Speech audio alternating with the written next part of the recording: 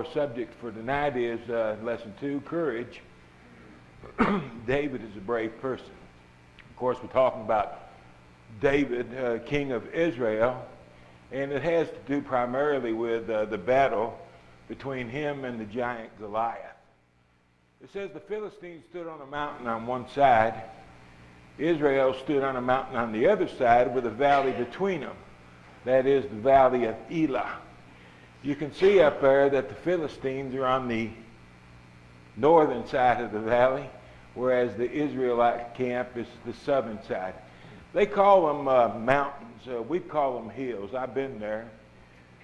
They're not hardly as big as the hills in Jackson County, but they're called mountains, so that's what we'll call them. But it gives you an idea, a visual idea of how they could go up on the hill and then come back down the valley without a lot of difficulty. We continue. A champion went out from the camp of the Philistines named Goliath. He was from Gath, whose height was 6 cubits and a span. There's a lot of disagreement on exactly how tall this man was. Josephus says he was 6 foot 9 inches tall. Some people say he was 12 foot 8 inches tall. I think most people around here believed he was probably about 9 foot and 6 inches. He was a descendant of Anak. These were the giants that we read about in the book of Genesis. Then we read again about the giants when the spies spied out the land of Canaan. They came back and reported they saw giants. These giants were Anakins, or Anak, and descendants of Anak, I mean. Goliath was probably one of his descendants. Great big people, very, very large. Saul, he stood, it says, head and shoulders above most of the Jewish men, and he would pale in comparison to this man Goliath. He's covered in brass. He's a man of war.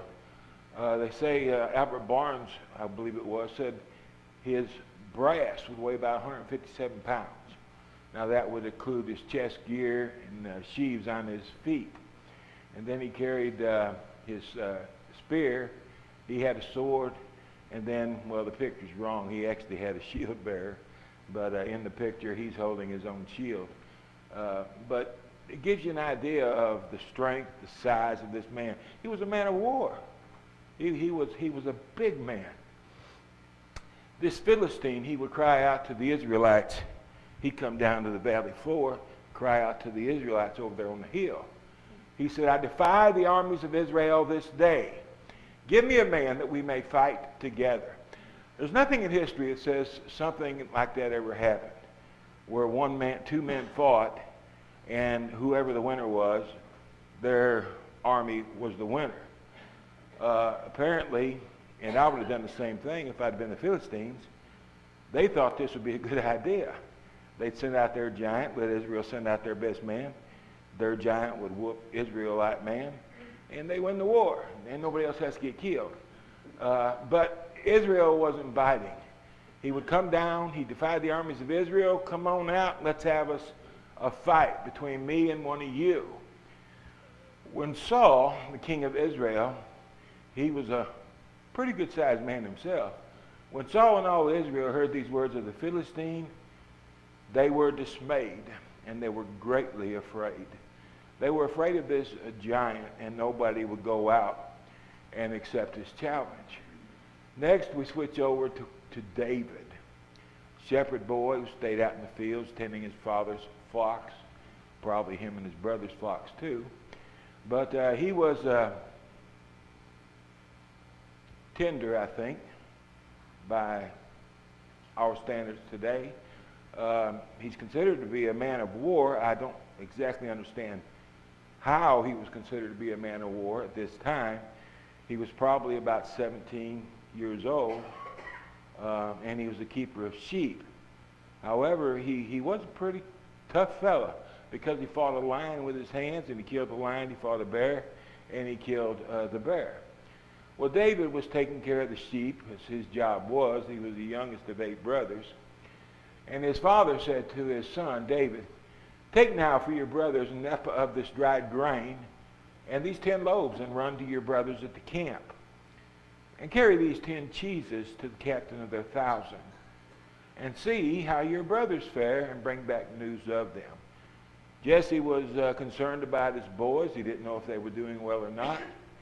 So he wanted David to go check and make sure they were all right. He had 3 boys that was in the battle. Well, it wasn't really a battle, but they were there prepared to go to battle. He had 3 sons. His 3 oldest sons were there, and he wants to make sure they're okay. He's concerned, as most fathers would be. Well, David left his supplies in the hand of the supply keeper. He ran to the army. He came, he greeted his brothers. He was no doubt happy to see that they were in good health. Then as he talked with them, there was the champion, the Philistine of Gath, Goliath by name, coming up from the armies of the Philistines. And he spoke according to the same words, so David heard them. And all the men of Israel, when they saw the man again, they fled from him, and they were dreadfully afraid. David was upset by their fear, and he started questioning them about the situation. Why wasn't someone accepting the challenge? If, nothing else, Saul, the king, he's a great big man. He stood a pretty decent chance with him. How come Saul hadn't gone out there and fought with him? No one from Israel's side would go out there and fight. And David apparently suggested that, given an opportunity, he would. Whatever it was he said, it made his brother angry, his oldest brother. Eliab, when he heard when David spoke to the men, his anger was aroused against David. And he said, "Why did you come here? And with whom have you left those few sheep in the wilderness? I know your pride and the insolence of your heart, for you have come down to see the battle." He accuses David of being a proud person. He accuses him of being insolent, evil in heart. He had an evil heart. The charges from Eliab against David were severe. And you've got to wonder why he would talk that way to the youngest boy in the family. He was upset with him. He was very angry. If it was a younger brother like that, you'd think he might think, well, he's young, inexperienced, he doesn't understand. And you give him a benefit of a doubt, but Eliab doesn't. He's very upset. And he makes it clear to David. And I'm sure David, he was very hurt by what his brother said to him. The text seems to imply that anyway. Well, David took his case to the king, that is Saul. The men of Israel probably were mocking him. His brothers were mocking him. So he wanted to go talk to the king himself, and he did. And Saul said to David, "You're not able to go against this Philistine to fight with him. You're a youth, and he's a man of war from his youth. You don't stand a chance trying to fight this guy. He's huge. He's as big as a mountain. He's mean as all get out, and you're a shepherd. You got no business out there, son." Well, David said, "Your servant has killed both lion and bear, and this uncircumcised Philistine will be like one of them, seeing he has defied the armies of the living God. He's defied the armies of the living God. If I go out there and do battle with him, the Lord will be with me, and I'll be victorious again. God gave me the victory over the lion. He gave me the victory over the bear, and now he'll give me the victory over this Philistine, because God is on our side. We can't be defeated." Well, moreover, David said, "The Lord who delivered me from the paw of the lion, from the paw of the bear, he will deliver me from the hand of this Philistine." He's confident. He's very confident of what he's saying. I think there's a reason for his confidence. We'll get to that in a moment. But at any rate, he's very, very confident. Well, Saul said to David, "Go, and the Lord be with you." Saul was so afraid he was going to let this boy go out there and fight that great big man. Instead of going out there and doing it himself, he allowed this boy to go out there. Anybody watching would have thought Goliath would have squished David like a bug. That would have been in the minds of everybody as he went down that hill and started across that valley. But David was very confident. He took his staff in his hand, the stick he walks with. He chose for himself 5 smooth stones from the brook that he crossed. He put them down in his shepherd's bag in his pouch, which he had, and his sling was in his hand. Okay, he's taking 5. He got a staff. He's got these 5 stones that are concealed, and he's got a sling in his hand. And he drew near to the Philistine. The Philistine looked at David, and he got mad. How do you fight a kid? When you're a man of war like he is, how do you fight a kid? And why would they send a kid out there to fight him? Are they mocking him? Are they making fun of him? You don't want to fight somebody like this if you're a man of war like Goliath is. So when the Philistine looked about, he saw David. He disdained him. He had contempt for him. The idea that this kid would come out here and challenge me, he had a lot of contempt for David. For he was only a youth. He was ruddy, reddish in skin, probably hair, and he was very good looking. He didn't look like a man of war, he looked like a movie star. And he's come out here to fight this giant warrior. And Goliath is incensed by the fact that this kid would do that. So the Philistine said to David, "Am I a dog that you come to me with sticks?" Referring to the staff in his hand. "You're going to come out here with that stick and beat me like you do a dog?" And the Philistine cursed David by his gods. And the Philistine said to David, "Come to me, and I will give your flesh to the birds of the air and the beasts of the field." Well, David said, "You come to me with a sword, with a spear, and with a javelin. I come to you in the name of the Lord of hosts, the God of the armies of Israel, whom you have defied." Pay attention to that little phrase, "I come to you in the name of the Lord." It's significant, and we'll see that in a few moments. This day, he makes 3 predictions. This day, the Lord will deliver you into my hand. Number 1, I will strike you dead. Number 2, I'll take your head off you. And number 3, I'll give the carcasses of the camp of the Philistine to the birds of the air, the wild beasts of the earth, and all the earth will know that there is a God in Israel. He's going to get glory for God. That's what this whole thing is about. He's not proud. He's not insolent. Goliath's defying his God, and he's upset.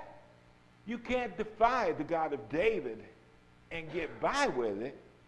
You're going to have to give an account of yourself, and that's where Goliath is. David's upset, and he's going to get glory for God by killing this giant on this particular day.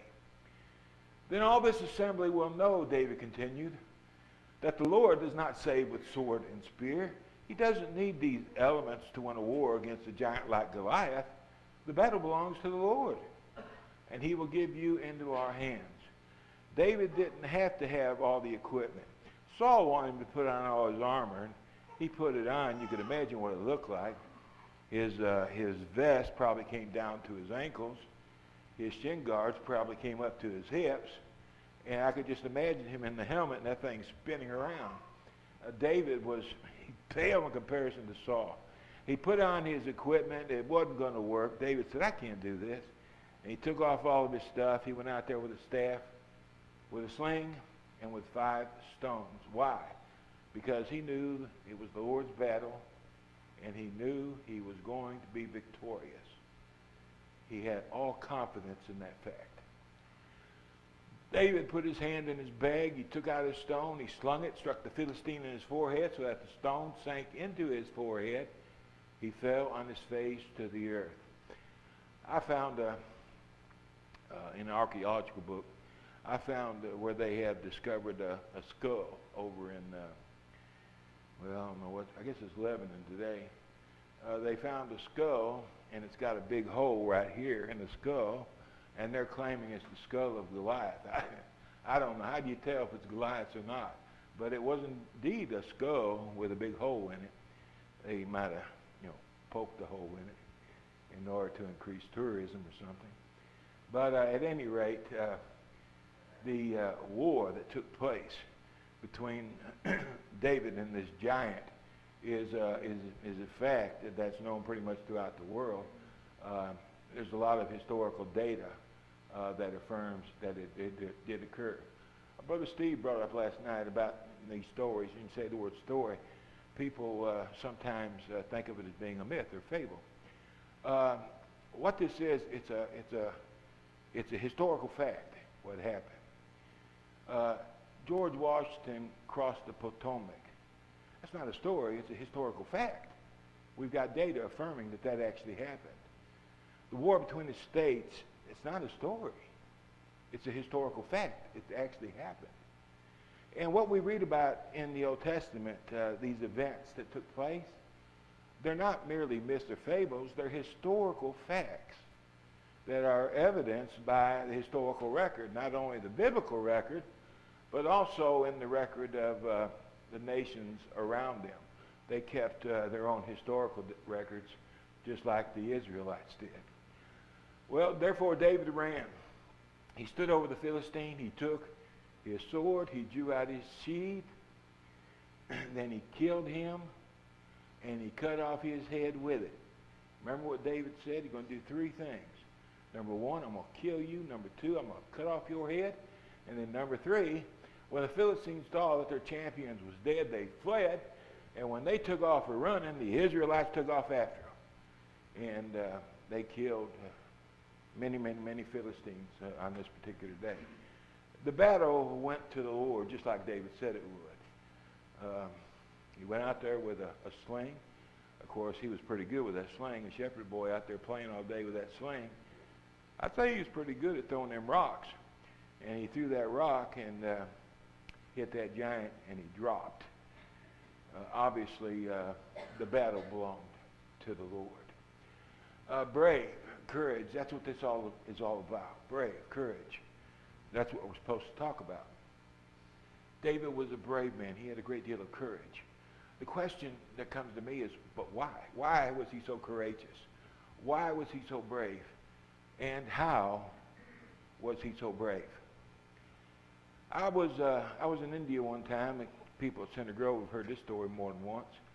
I was in India one time, and I was preaching, and we got these big speakers outside the building. And it wasn't too long. This guy came in for Indian. He was very large. He almost came up to the top of the doorway. I couldn't see him because the sun was behind him, but I knew he was sweaty because I could see the sweat glistening. And in his hand, he had about a 12-foot sword in his hand. At least that's what it looked like when I first saw him. After we talked and after the service was over, I come to find out he had about a 3-foot machete. But that thing looked big. I mean, it looked big. And he came in there and he got to yammering around. They got to yammering around. And when they talk to each other, it sounds like they're fighting. They're like Italians. When they go at it, they sound like they're fighting. And I was standing up there preaching, and I was watching all this going on back there. And that guy's got that 12-foot sword in his hand. And I'm shaking. I mean, I'm shaking something. I'm scared. I wasn't afraid. I was scared. And then the guy, he finally came in, and he sat down. And I was preaching about false gods and things like that. And the thought crossed my mind, I must have made that guy mad. I may ought to change subjects because I was scared. And then I thought, well, I can't do that. If I do that, the Lord's going to be upset with me because I was scared and ran from the opportunity. So I went ahead and finished the sermon like I intended to.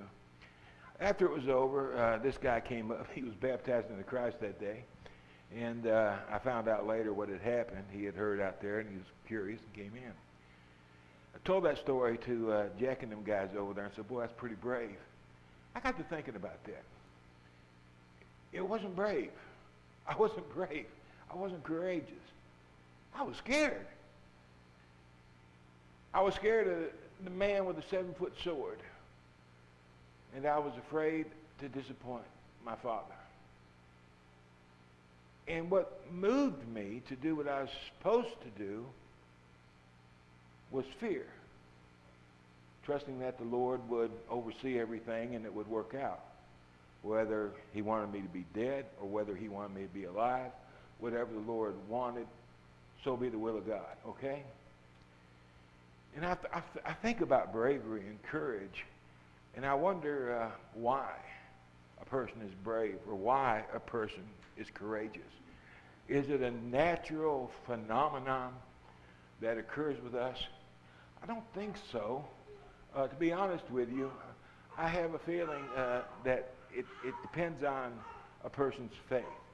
Let's go back in one chapter and let's rehearse the first of the story. Israel was in need of a king. 1 Samuel, verse 1. The Lord said to Samuel, how long will you mourn for Saul, King Saul? He's been replaced. David is king. Okay, nobody knows it except his family, but he's the king. How long will you mourn for Saul, saying I have rejected him? I have rejected him from reigning over Israel. Why are you mourning over this still, Samuel? You should be over this by now.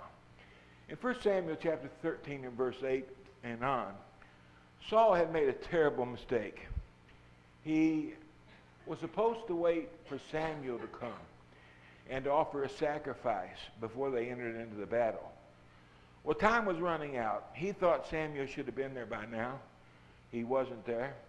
So Saul, the king, took it upon himself to offer up a sacrifice, which was only supposed to be done by a priest. Well, he upset the Lord when he did that. The Lord was terribly angry that Saul did that. Not long after that, he made another mistake, not as great of a mistake. He wouldn't allow his army to eat while they were fighting the Philistines. If any man eats, he's going to die. Well, come to find out, his son Jonathan, he didn't know that Saul had made the decree. But he ate during the battle. And, of course, word got out. And Saul, his father, was going to kill him. And the people of Israel wouldn't let him. Jonathan was the one who won the battle. It was because of Jonathan that Israel was victorious. It wasn't because of the king. He was a hindrance. It was because of his son that they won the battle.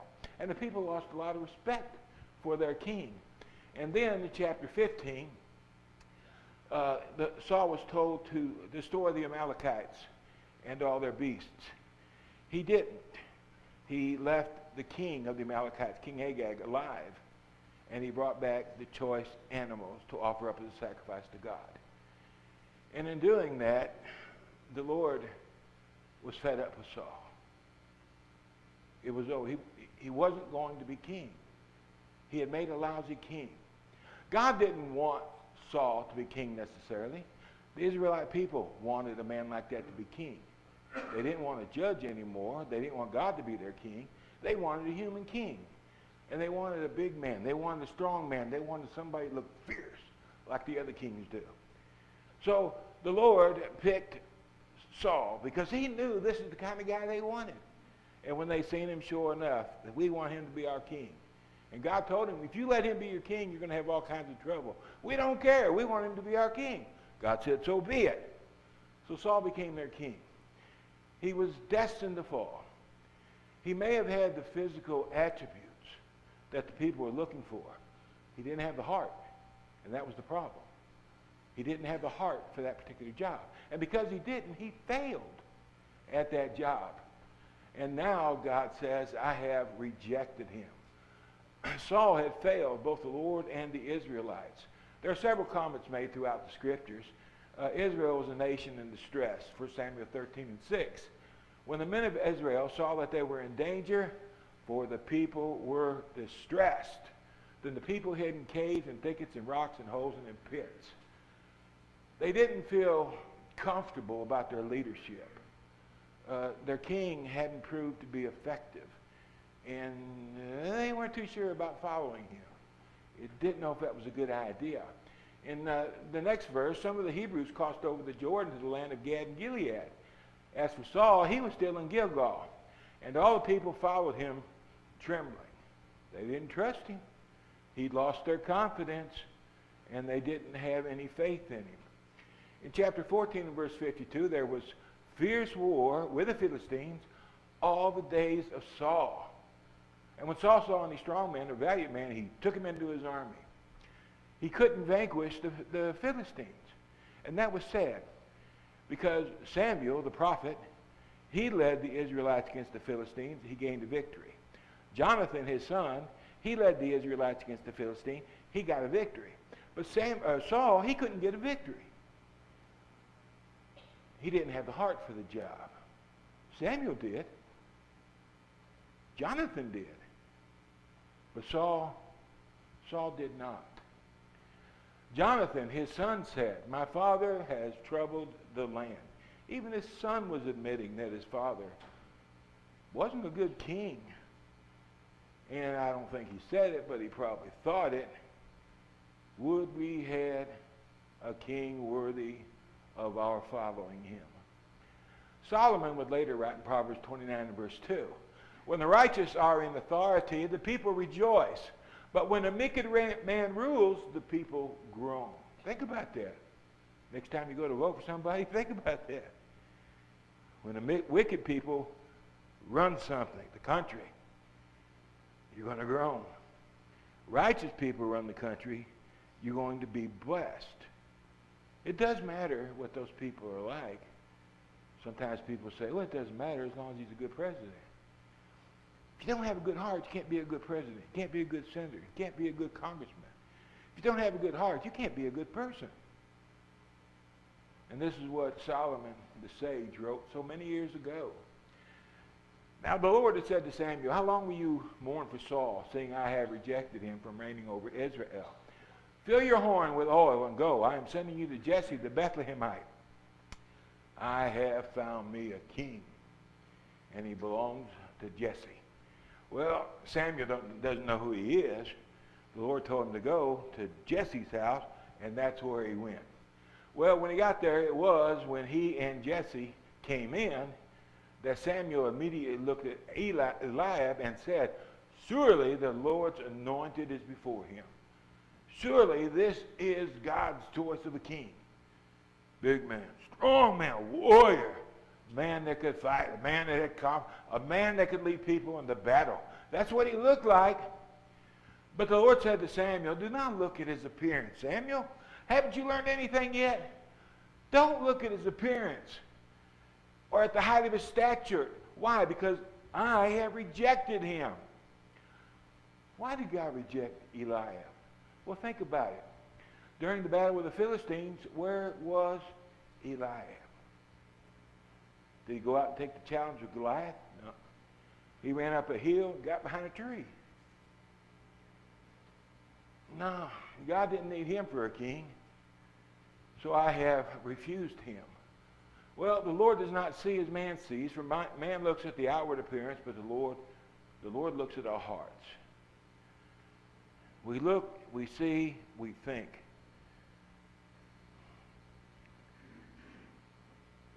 But a person's heart reveals who they truly are. It really doesn't matter what someone looks like. What matters is what is their quality of character. A young lady wants to get a husband. Oh, she wants a pretty man. I always want pretty men. That's why they go after the quarterbacks. That's why they chase me all the time.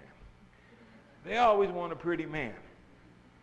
But you know, a lot of times they get a pretty man and they decide after they're married a little while, I don't like him.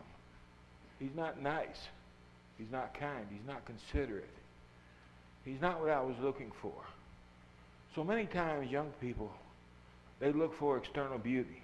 I understand that. But I also understand that the measure of a person is in the heart, not in their physical features. If you want to have someone you can share your life with, you got to find out what makes them tick. You got to find out what kind of heart they got. You got to find out if they're kind, gentle, compassionate, caring, sensitive. These are the things that you want to live with. not merely beauty.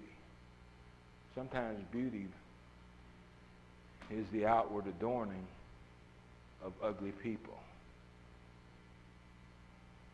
So God looks at the heart. Next came Abinadab, Shammah, followed by 4 more brothers, 7 rejections. Bang, bang, bang, bang, bang. I put out Abinadab and Shammah because they're mentioned, but they were also involved in the battle between Israel and the Philistines. It was 3 brothers there, Eliab, Abinadab, and Shammah. The 4th one that came in, of course, you know, was David. Samuel took the horn of oil. He anointed him in the midst of his brothers. In the midst of his brothers, his daddy was there. 7 brothers were there. There could have been other servants. I don't know. Could have been other family members. Maybe some of Jesse's daughters. I don't know. What I do know, the 7 brothers were there. And they watched Samuel anoint David as king. How do you feel if you're Eliab? You're the oldest. You're supposed to be the first choice. You got more wisdom, more maturity. Stronger. Bigger. Why didn't he pick me? Why did he pick the runt of the litter? And no doubt all 3 of the boys, or maybe all 7 of the boys, felt the same way. The only thing I know is that when David went to his brothers, Eliab got angry. He accused them of being proud. He accused them of having an evil heart. Could it be that Eliab was jealous of David? Is that what motivated him to speak out of turn like he did? Remember, this happened before the battle happened. When David showed up at the battle, his brothers knew this is the king of Israel. And they might have had a bone in their leg about it. At any rate, Samuel anointed David in the midst of his brothers, and that's Eliab, Abinadab, and Shammah. And the Spirit of the Lord came upon David from that day forth. He was filled with the Holy Spirit of God. This before he went to battle. When David went to battle, the man Goliath, and he said, I'm going to kill you. I'm going to cut your head off, and then we're going to feed the Philistine bodies to the birds of the air. Was he prophesying what he was going to do? He's a man filled with the Holy Spirit. You see, David was brave. He was courageous, but he had a reason to be brave and courageous. He had faith. If the Lord told him the battle was his, if the Lord told him the battle belongs to me, you're going to win the battle, well, then David would be very confident going out there and doing battle with that Philistine. He had the Spirit of God in him. And the very next verse says, but the Spirit of the Lord departed from Saul. He had the Spirit of God too.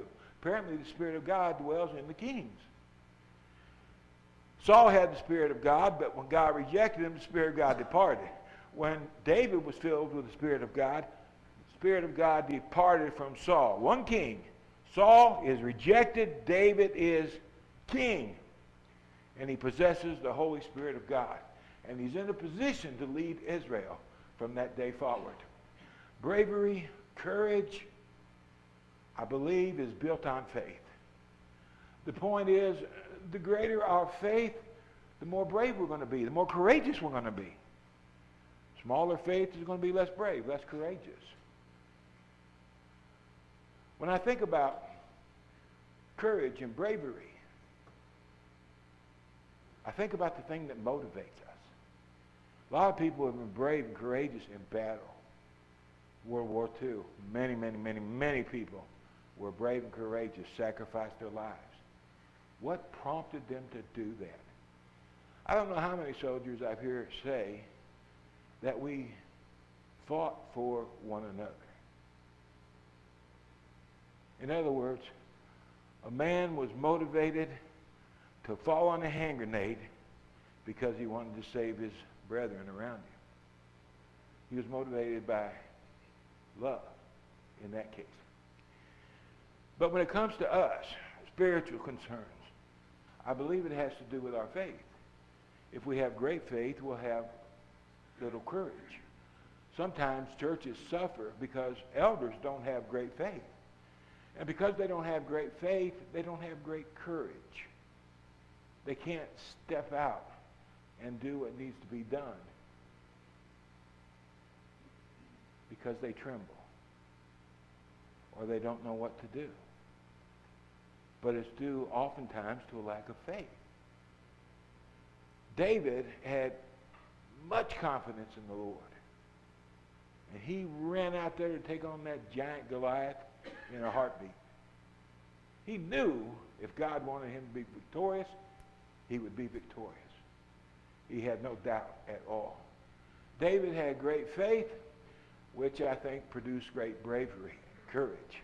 So when we talk about bravery and courage, I think we ought to also talk about faith. How's your faith? The Bible talks about a weak faith, talks about a strong faith. Faith is relative. I became a Christian back when I was about 24 years old. And from that time to this, my faith has been growing all along. Sometimes I hit a slow spot.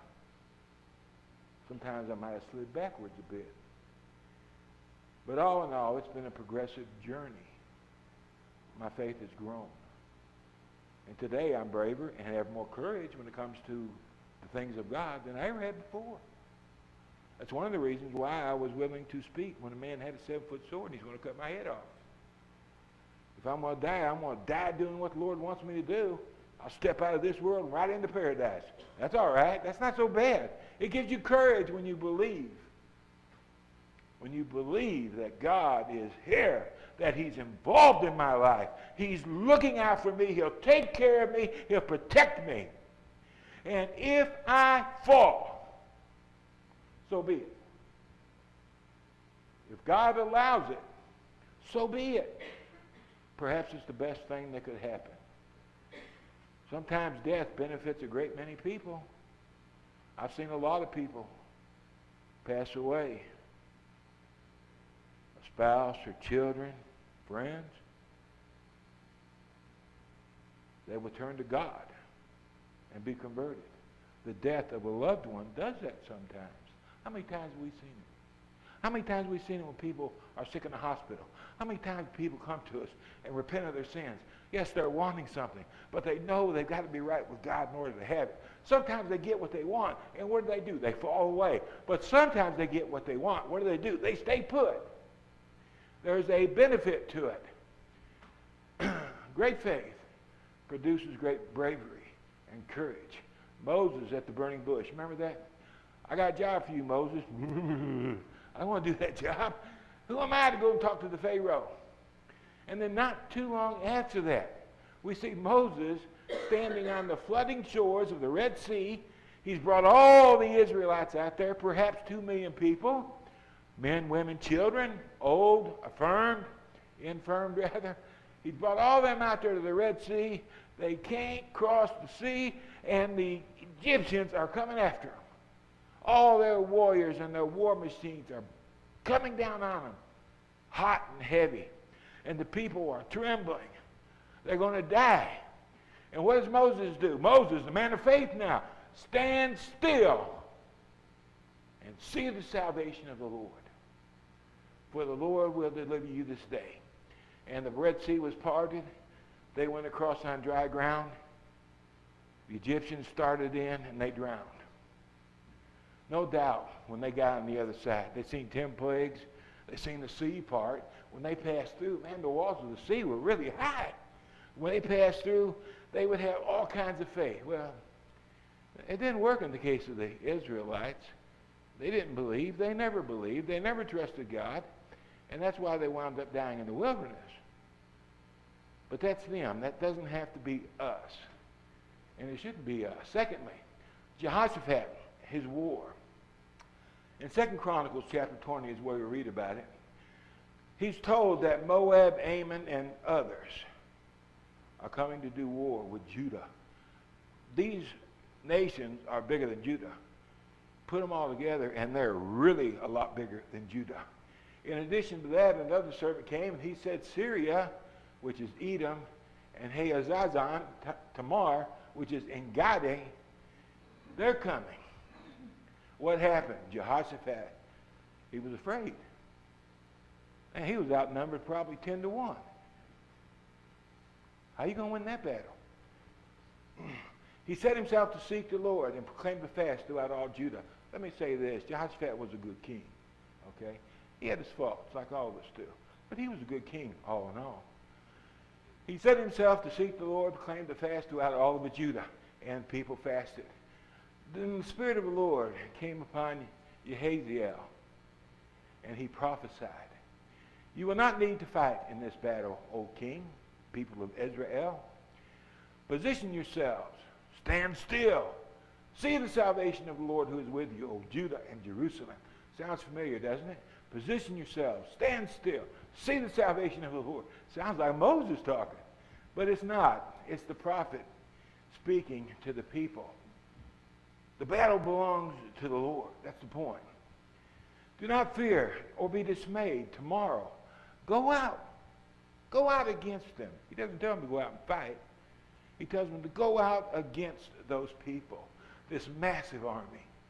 For the Lord is with you, which means you're going to be victorious. So the Israelites went to war, or attempted to, and when they got to the place, it was about 5 or 6 miles from Jerusalem. No, 10 miles from Jerusalem. It took 5 or 6 hours to get there by foot. I calculated that today. It took about 5 or 6 hours to get there, the army. And what did they see when they got there? They were all dead. Everybody, every one of them was dead.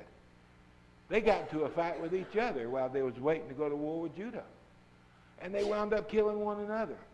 So the Israelites went out there and they found all these people there. How many were there? I don't know. I do know this. It took 3 days to collect all the booty. They collected all the booty, everything they could find. And they took it back to Judah with them. How many people must that have been? There's no telling, actually. Shadrach, Meshach, and Abednego, we're familiar with these fellows. We read about them in Daniel chapter 3. They were told that they had to bow down to the kings of Nebuchadnezzar, or they would be thrown into a fiery furnace. Okay? And they said, well, we're not going to do it. We serve the Lord, Jehovah, the God of Israel. And Nebuchadnezzar said, well, who is the God who will deliver you from my hands? Is the God of Israel going to deliver you from my hands? You think he can do that? Shadrach, Meshach, and Abednego answered and said to the king, O Nebuchadnezzar, we have no need to answer you in this matter. Why? There's only one God. You know, he's the only one that can deliver because he's the only one that exists. You don't need an answer. You just need to believe. And if that is the case, if we are to be thrown in a fiery furnace, that's what the question means.